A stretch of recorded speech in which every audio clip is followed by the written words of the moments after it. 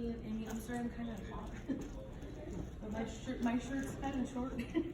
But God's been doing something in me, and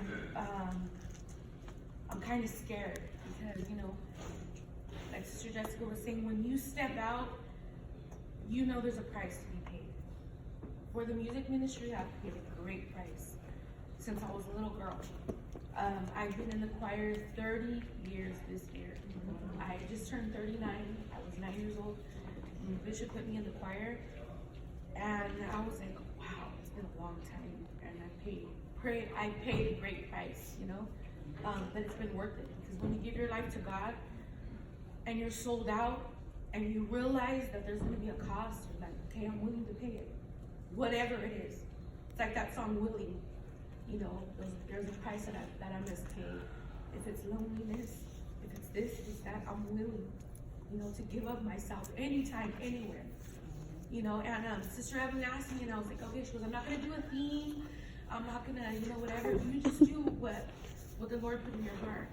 And just the simple words of her saying, remember, this is never alone. There's so many things. And I was like, you know what, I want to just go back to the basis of why this ministry is never alone. Because there's so many different areas. There's widows here. There's women that have been divorced, single mothers, or just a single sister, or a single sister that's single because her husband doesn't come to church, or whatever the case may be, you know. But I didn't want to be on like the sad side of never alone. All right. I was like, okay, there's victory in never being alone, you know. And when you go to the Word, that's where God shows you in so many scriptures, in so many different ways.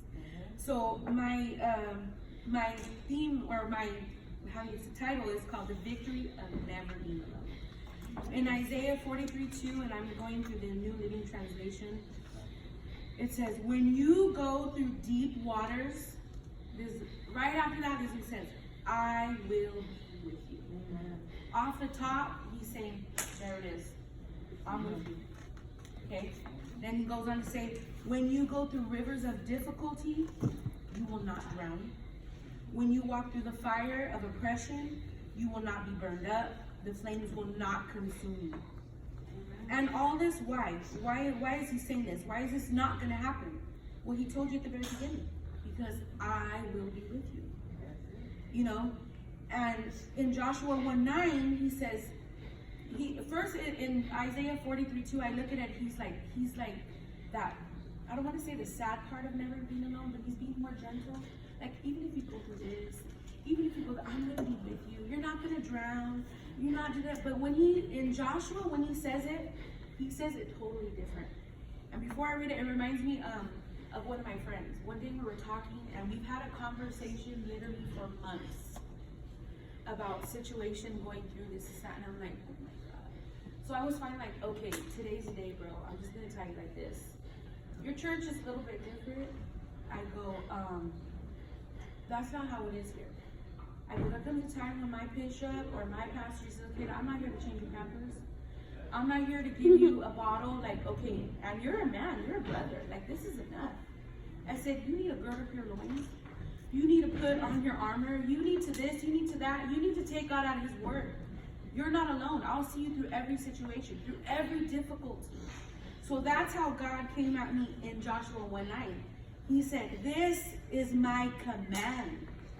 What is that command? He said, okay, I'm not being soft with you anymore. I'm commanding you. This is what I said. Be strong and courageous. Do not be afraid or discouraged, for the Lord God is with you wherever you go. Amen. So in Isaiah, he's telling you, I'm going to be with you through this and that. But in Joshua, he's saying, I'm going to go with you wherever you go. You know? So, and I looked at the differences, you know, between those, you know, like he's more softer telling you, but then he has to say, okay, I'm commanding you. You know, it's enough. You know, we face many, many difficulties. You know, I said, okay, Lord, you know, show me, break this down for me. So difficulties going from Isaiah, you know, 43. What are the difficulties? Problems, complications, issues, devastations, snags, drawbacks, handicaps, obstacles, stumbling blocks, and so much more. And those are just some difficulties. And it's in whatever your life is, whether it's, like I said, a single mother, or someone who's been single a while, or sometimes you got a combination of all these things, you know, but he's still telling you, I will be with you. And that's the victory of knowing that I'm never alone. I'm taking God at his word. There's a victory in that of saying, I'm never alone. He's telling me. Even through all these things, you are never alone. Don't you see that? Don't you understand? You already have victory because I've already given you my word. I've already told you, like, don't question me. Don't this. I've already made provision. Even though you're going through hell and high water, even though it's difficult, even though you feel like, oh my God, I'm going to drown. No, you're not. I'm with you. I'm your life raft. I'm that inner tube, you know? And it says, the second part says about when you go through, you know, through difficulty, you will not drown, right? So drown and being in deep waters, you know, that's far away deep down in the abyss sometimes, where you're like, it is so dark, I can't see, I'm drowning, and God, where are you? I already told you, I'm there with you. I'm there in the dark place. Yeah. You know, I'm there in that deep, deep place where you feel like you're drowning. I already told you, you're not going to drown. Yeah. You know, and there was a situation in my life, well, you all know, I'm going to be transparent, okay? I'm just going to be me. I told my mom, I'm going to have to act like I'm on the phone, talking to somebody and encouraging them, because that's just the way I'm going to feel. Because I already minister to people. There's a sister that I talk to her all the time, my friend that lives a boy, and there's so much she's going through. And I'm like, I'm just gonna, Lord, she's talking to me, God gave me the word. So I told my mom, I have to act like I'm on the phone so I could just flow, you know. And I was thinking about that, you know, and I was just like, even in that deep, dark place, there was a time recently, like I said, I'm 39. This is my second time around. I've been married, I'm recently divorced, again. And, but there was a time in this process of this current, whatever you want to call it, divorce, where there was a time where I literally was, I'm gonna drown. I'm in such a deep, dark place. And it wasn't because I was in sin. It wasn't because there was things messed up in me. It wasn't because of that.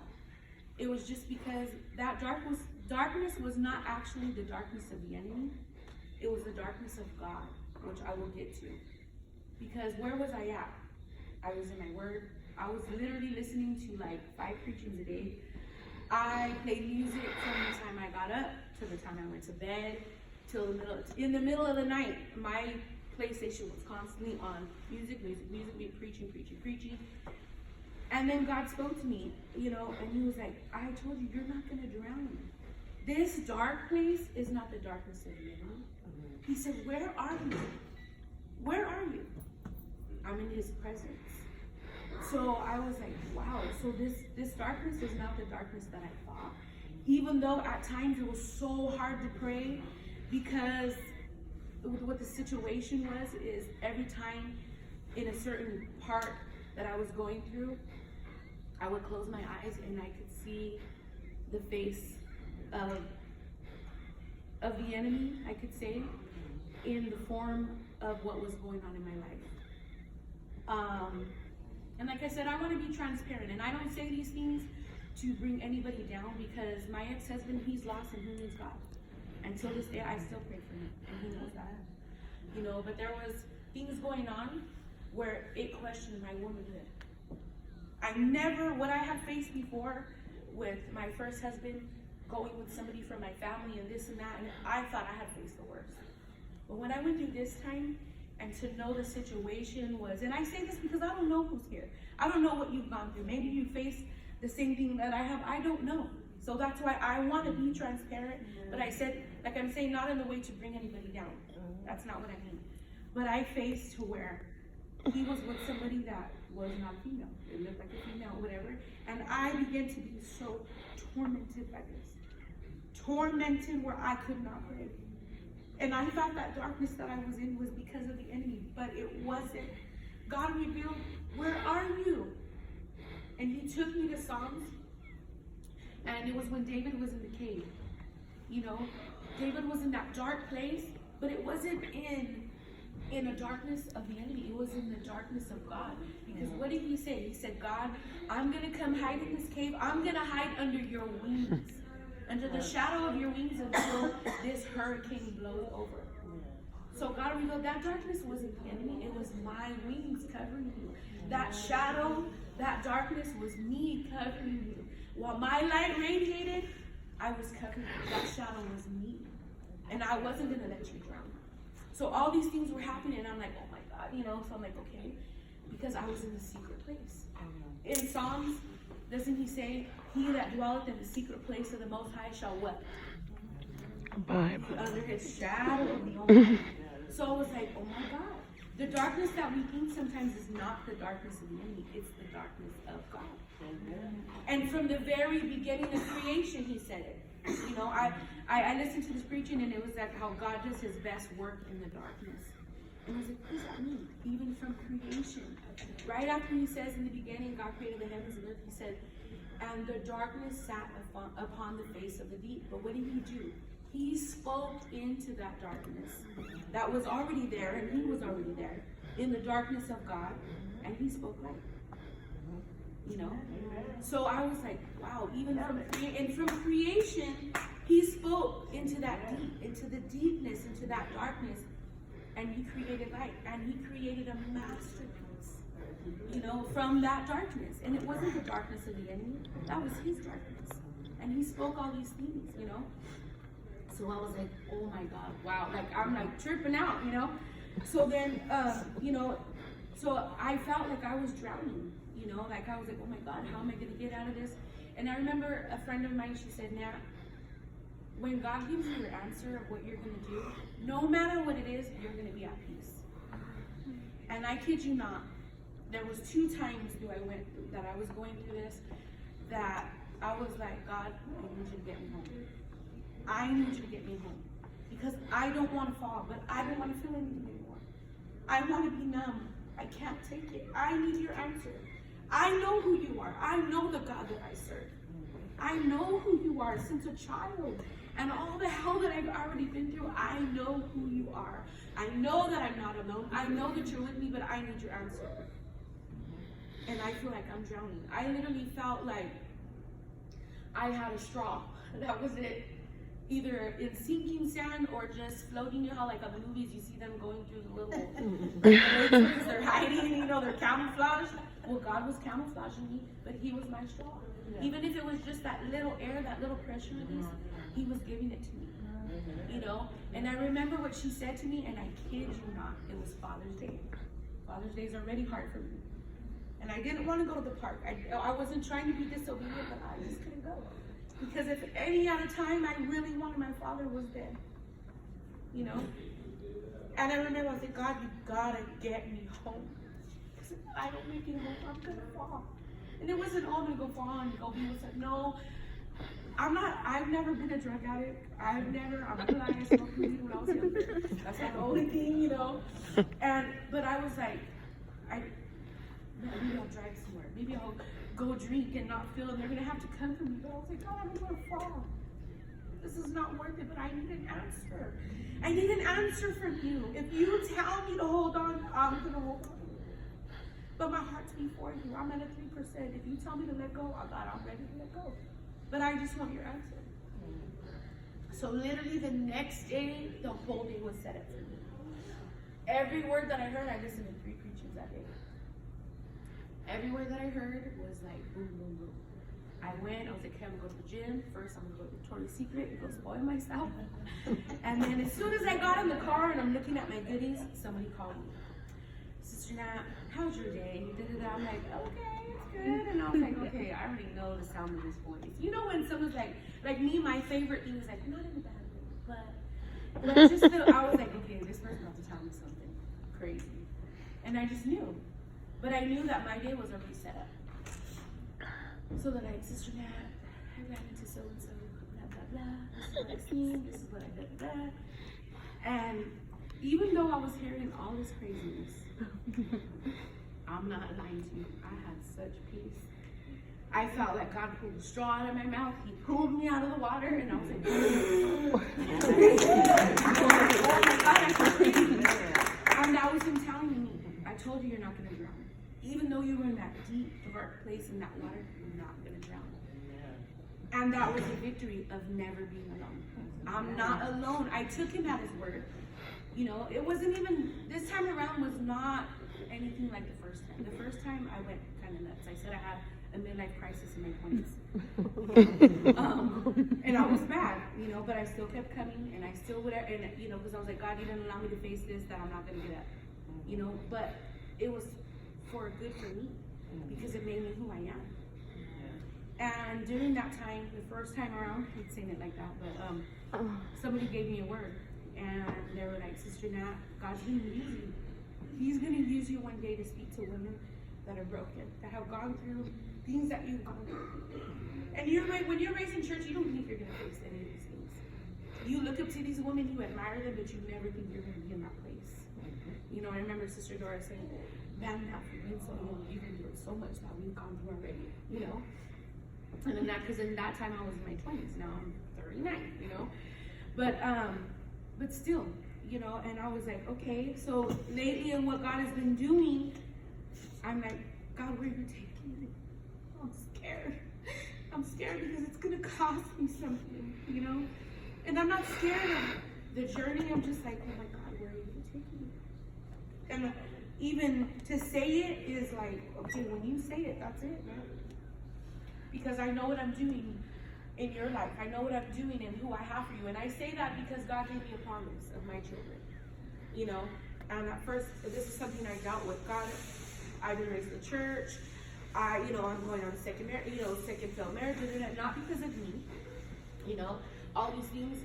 How are people going to look at me? How are they? But my pastor told me, you know what, now when God gives you a promise, it don't matter what anybody says. You know, he goes, God gave you a promise, and that's what it is. But God told me, you have asked me for certain things. He said, I will do exceedingly and abundantly above all that you ask of me. So like Sister Jessica said, okay, well, while God's working on us, he's working on them. You know, because after going through all that, you don't want to settle. You don't. You're like, okay, I'll bide my time. I like you, you like me. We're gonna be obedient. Sometimes it's hard. Okay, okay, that's fine. You know, and it's worth it. It's worth the wait. It's worth the price. It's whatever, because you look at it, especially when you're in the kingdom of God. Not only is God gonna use that person, he's gonna use you and whatever God gives you together. And that's your main goal when you're serving God. God, if you have somebody for me, that's what I want. I'm going to pay the price. This is not going to be in vain. It's not, you know. So with all that, God's been doing something, you know, and showing me about going through all these things. And there's that victory in never being alone. You're never alone. And it's not, like I said, it's not the sad part of it. There's victory in it. I'm telling you, I'm with you through the difficulty, through when you think you're going to drown. When you're walking through the fire and that oppression is there, the heat of the battle, when you're so burdened down, or somebody's done you unjust, or somebody was cruel to you, I'm still there with you. You know? And God's been showing me this and breaking all this down for me. Today when I was breaking the scripture down, I'm like, oh my God, you know? And when the sister gave me that word, I was just like, okay, this was years ago. This was the first time around. That was when I was 25. You know, so here we are some years later. But God put it in my heart. And as I was praying yesterday, I told God, okay, God, if this is really what you have for me, then you got to let me feel that burden that Sister Evelyn did. I cannot tell you, oh my God, the burden was just so like, all I could do was receive. All I could do, because I was like, okay, God. Because God put it in my heart, I want you to shadow her. I want you to shadow her. And I was like, oh my God, okay, you know. You know, so when I went to her Sunday, I gave her word, you know, and it was something that she said that she needed, you know. And I was like, that's just, and God was like, that's just a little bit. You know, that's just a little bit, because I said I would do exceedingly and abundantly. So in order for you to go into this ministry, I need you to have this burden. I need you to shadow. I need you to pick this up, because this is what you're going to do. You're already doing it. You do it on the phone. You do it to your family. You do it to your friend. You're already willing. You're already, You know, they always say, man, Nat, you are so wise. You are so, but it's only because of God. And it's only because of what I've been through. You know? And so that's the part of being like, oh my God, I'm scared. You know? Because you think like, how many more deep waters am I going to go through? How many more fires am I going to, but it's worth it. It's worth it because my life's not my own. And I have victory in knowing that I am not alone. I am not alone. I'm not alone in this. You know? And, you know, as the scripture goes on, it talks about, you know, the fire. You're not gonna be consumed. You know, no matter what, you have victory. You know, no matter what, it doesn't matter. You know, though the waves are crashing down on you, or you know, if you feel like the heat of the battle is so great and I can't do this, no, you can do it. Why? Because the Word of God says, how can two walk together unless they agree? Well, because I'm walking hand in hand with God, then I'm agreeing with His Word. You said if I walk through these difficulties, you're with me. If I'm going through the fire, you're with me. You're not going to allow me to be consumed. I maybe have ashes all over me, but I didn't get burned. You know, but still, I'm all right. I made it. I survived. Why? Because there's victory in never being alone. You know, and He's that victory that we have. You know, and like I said in Joshua 1:9, when He says, you know, I'm commanding you to be strong.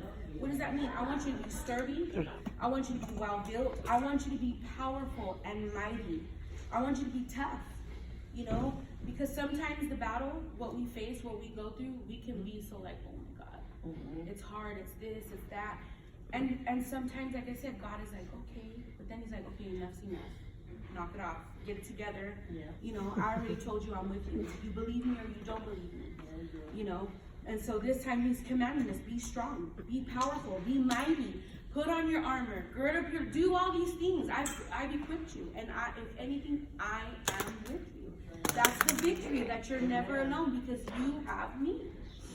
You know, and He tells us to be courageous, meaning to be brave, to be fearless, to be unafraid, to be determined. One thing about me, I don't care what I go through, I'm going to make it. Amen. I'm going to make it. Amen. I have literally prayed, and people say, how can you pray like that? I go, I know, believe me. They say, be careful what you ask for. Because I said, Lord, if I got to be like Job, though you slay me, yet will I trust you. If I have to drag myself into the house of God, I will. If you have to tear my home down to build me back up, then do it. I lived every word. I lived every word. I was slain, but still I trusted God. He took everything that I had. I had no home. I had no this at one time. But here I was. I literally dragged myself to the house of God, even in the messed up condition that I was. When I lived with Sister Dora, you know, when I finally went home and I was struggling and I was going through all these things, midlife crisis, you know, but I was like, I am going to make it. I'm determined. I don't care. And I remember in the midst of that, Bishop, I told God, today is my day. I can't do this no more. You have to deliver that. You have to. You didn't allow this in my life for me to be messed up. And I remember that day I had on a black and white polka dot dress. And Bishop said, I want the ministers to line up, this and that. And this is what he declared. And it was God declaring. And he said, today the Lord declares the enemy will never take your song. He will never take your praise. He will never take your worship. He cannot pluck you out of my hand. That's all I needed. That was the victory of God saying, you are not alone. I'm with you. You know who I am. And I know the God that I serve. And that's why I don't care in this situation. I know what it is to deal with death of a loved one. Spiritually, the death of a husband, but not the physical sense. But I know what it is to lose a parent physically. You know, I know what it is for family to hurt you so bad. And no matter what you do, it's not good enough. But still, you remain and you keep your heart right and you say, it's okay. I still love you. I still care for you. I'm still praying for you. I'll take you in my home again. I'll do this, I'll do that. You know, literally, like where it says, I'll prepare a table for you in the presence of your enemies. You were once my enemy. That's not how I see you. I'll still give you food. I'll give you a drink. I'll still treat you like nothing because above all to me is your salvation. Yes. Just like Just like, my first ex, just like my second ex, I hate to say it that way, but this is true, okay? And I tell him, I'll never stop praying for you. Never. I'll never stop praying for you, because above all, salvation is what matters. It's not about relationship. Not with a woman or a man, it's your relationship with God. At the end of the day, And, I just was like, okay, going back to Joshua, and he's saying, be determined. And that's that. I'm determined, God. I don't care. I don't care. I'm going to make it. Do not be afraid. Don't be discouraged. Don't be afraid of what's going to come. It's all right. You're okay. And there's even times when, when God reveals to you your spiritual condition.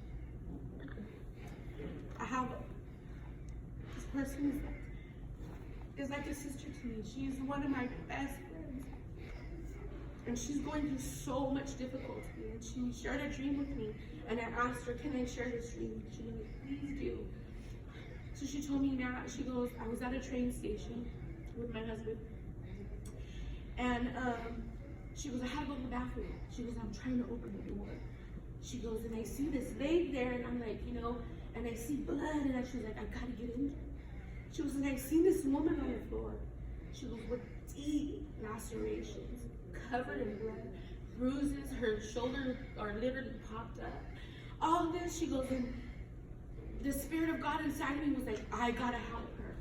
And she's like, I'm gonna be with you. Don't worry. Let me get you help. I'm not gonna leave you alone. I'm right there. Don't worry. And as soon as she started telling me this, I already knew.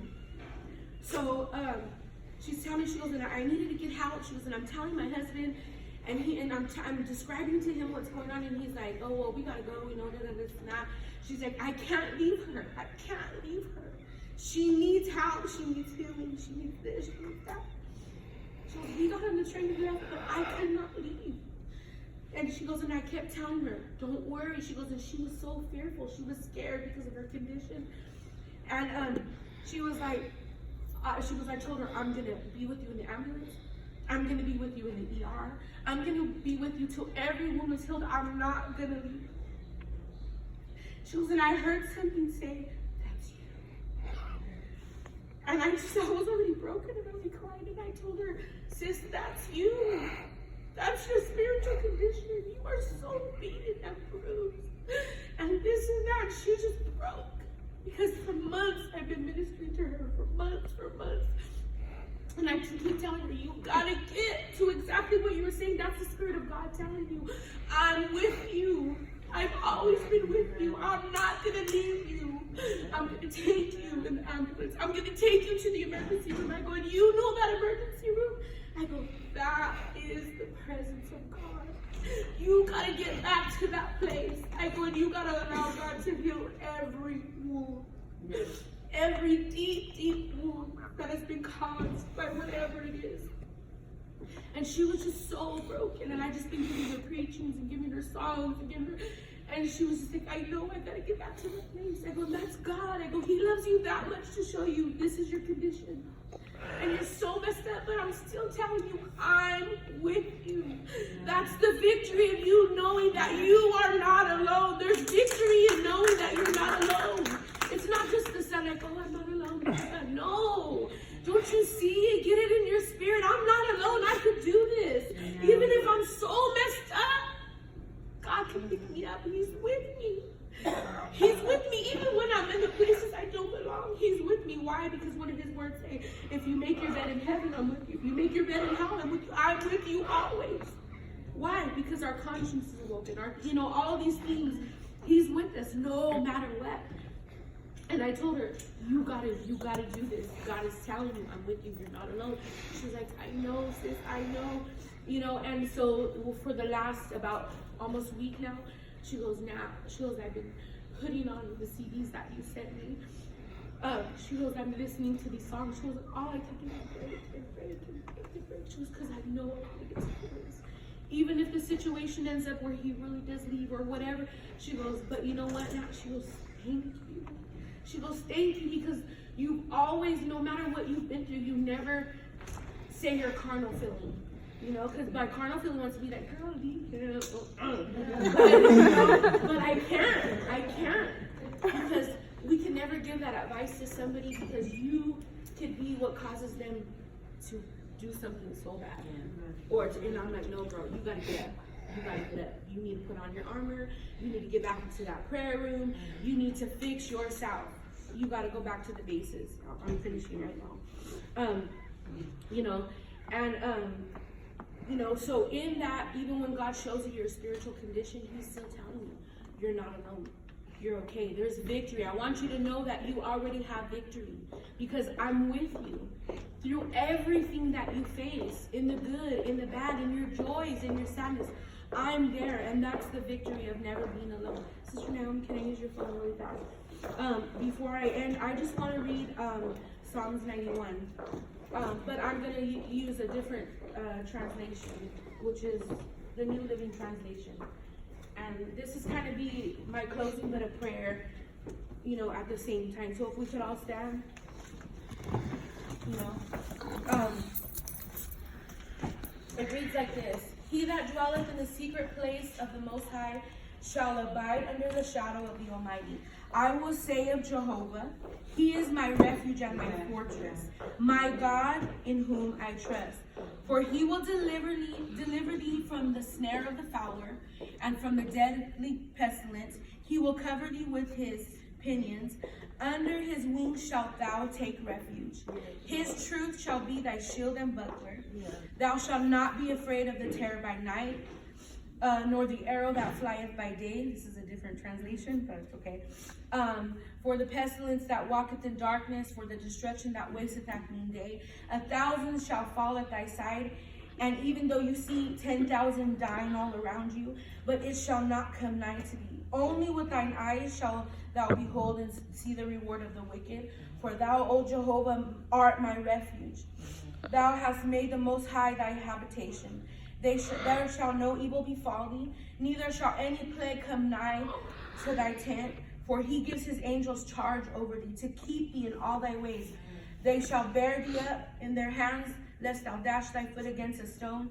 Thou shalt tread upon the lion and the adder, the young lion and the serpent shalt thou trample underfoot. Because He hath set His love upon me, therefore will I deliver him, and set him on high, because he hath known my name.